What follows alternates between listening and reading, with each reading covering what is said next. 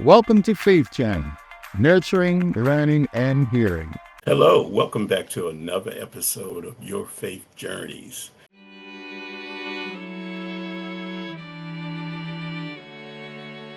This is where we share inspiring stories and stories that basically that you don't hear on the everyday news, but there are good people in this country who are doing wonderful things, and you just need to know who those people are and what they do. So it's my pleasure today to introduce to some people Mr. Kwame Johnson, and he's out of Atlanta, Georgia. But I'm gonna let him tell his story even more in detail. But I met this brother many years ago, and I had a chance to reflect on where that was. And guess where it was, Kwame? I bet you don't I even know that remember. too. I know it wasn't at the office in DC, but it was probably at one of the schools or in the community or something. I met this brother at Hampton University. That's where it was. when Okay. he when he was when he was I'm gonna say he was a young adult, probably like a young teenager too, because I know Yeah. he was still sowing his oats back then. Oh yeah. Oh yeah. Oh wow. We went back to Hampton. Okay. Oh yep. That's where Yeah, it it was at was. Hampton when I first met you. I had a chance to reflect on that. So, without further ado, just welcome to your faith journeys, Kwame. Thanks for having me, Curtis. And I've looked up to you as a mentor. Way back when I first got my start. So glad to be here and be with you and see you. It's been a while. Great, great. So, Kwame, let me ask you this question. You used to work for an organization we both worked for, the Woodson Center. And when you worked for the Woodson Center, I had the opportunity to, and I don't normally, I think this is the reverse of what normally happens. Usually the older guy the younger guy follows the older guy. But I ended up following the younger guy, which was you, footsteps of the position that you held at the Woodson Center. And I became that person, but they changed the position name to the Director of Affiliate Mobilization. And it was just a wonderful experience. But I'm gonna just say you were a legend in your own time back then because people respected you at a higher level, which was a great thing. You made my job easy. Appreciate that. Yeah. The other thing I want to talk about is now that you have a new position as the president and CEO of Big Brothers and Sisters in Atlanta, how did you approach that position when you was first offered it, and what was your vision? Because you've grown that organization. How long have you been with that organization? Yeah, I've been there 7 years now, and we've tripled the size of the agency funding wise and program reach. And how I got ready for that goes back to the Bob Woodson and the Woodson Center and you, Curtis, because that's how I got my start. My story is growing up in Syracuse, New York, making some bad decisions, going to prison at the age of 17, but finding my passion in solitary confinement through the young men that I met there in those conversations. And then, having people, my parents, my mentors, my track coach really advocate for me, helped me get to Hampton University, where I met you and Bob. But to be honest with you, when I got to Hampton, I felt out of place. I'm thinking, of why am I here? And the guys, Anthony, Tony, Shank, why aren't they here? So I think God put, I don't think, I know God put you in my life, Bob in my life, to help me get into my passion.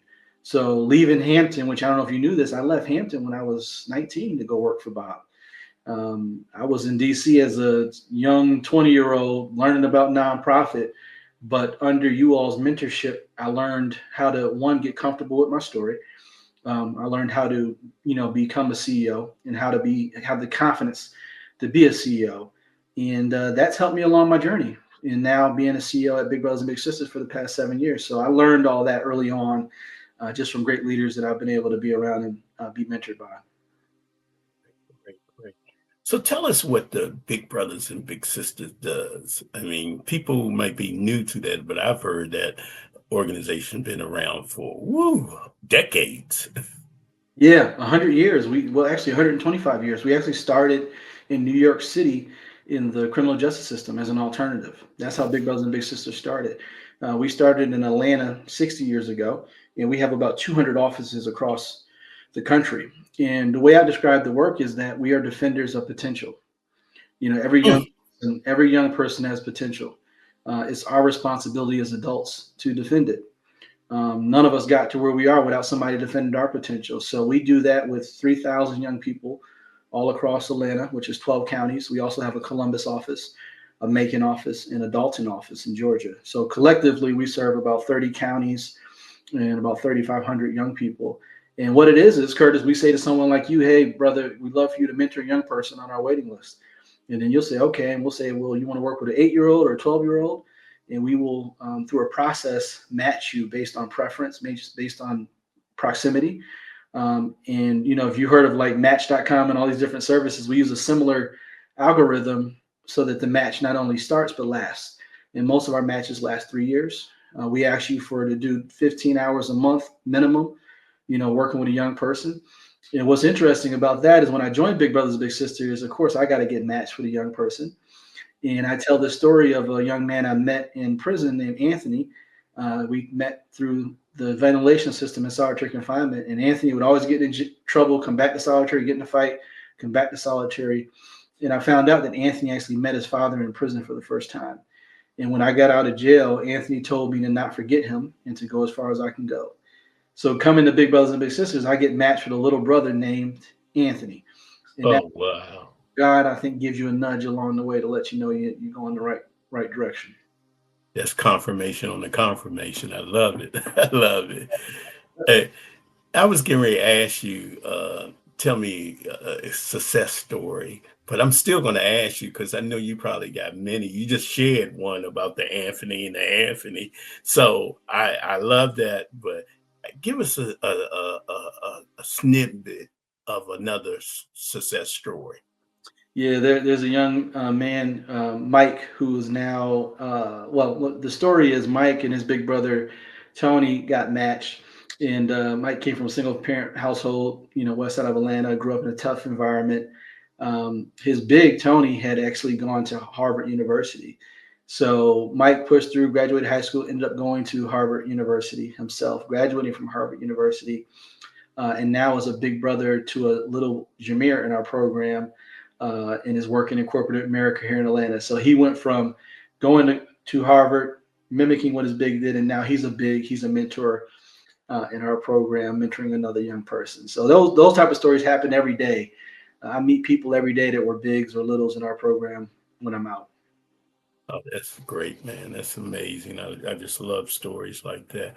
And this last question I want to ask you, basically, how did faith play a role in your career choices?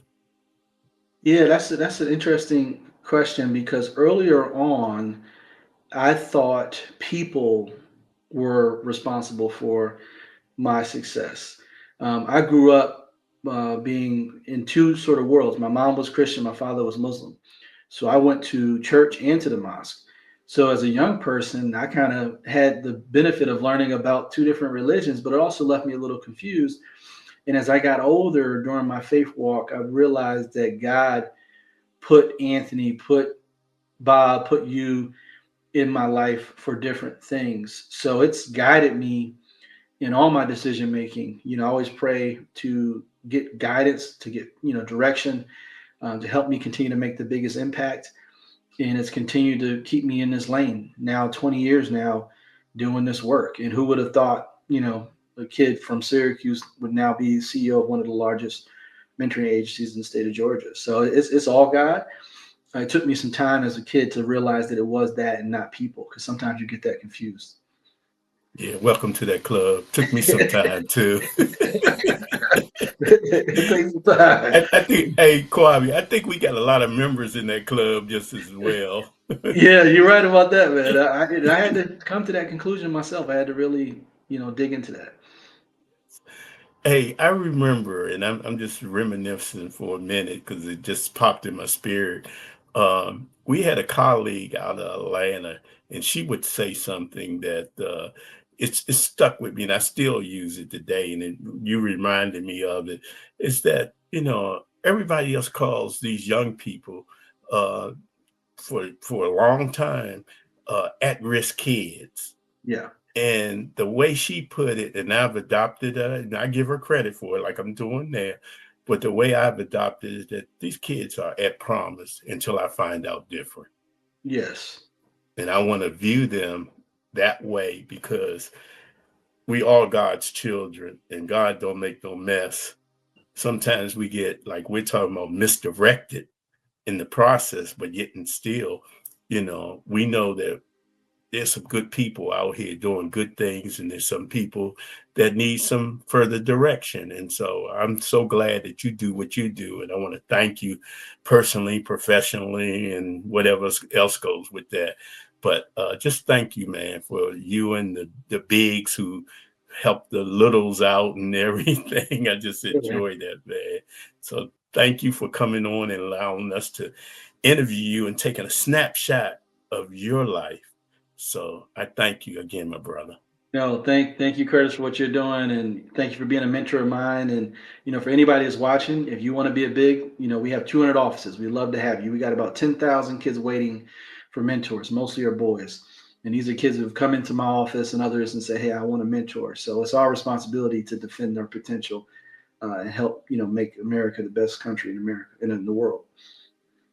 So I love the way you tied it up, but I'm going to add a little too. I'm going to piggyback on you Hit it. because it was your commercial, but I didn't hear the information how people can contact you.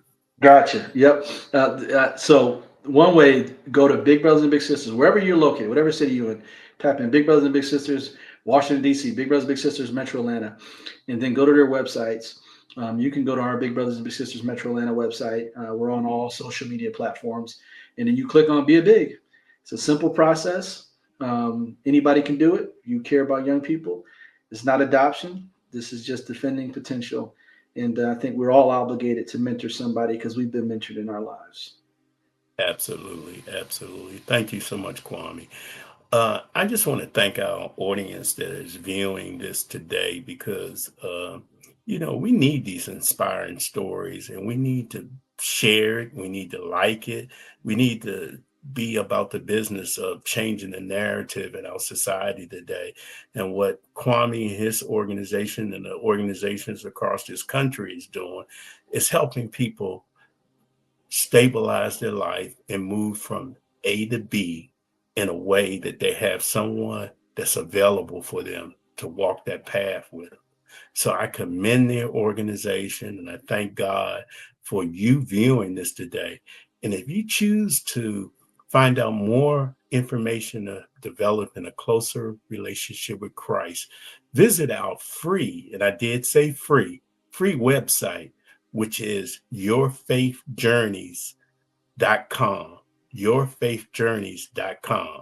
And with that being said, as always, till next time, God bless you. We'd like to express our gratitude to our sponsors and donors for supporting the Faith Journey podcast. Thank you for tuning in. May you be blessed and continue to smile. Until we meet again.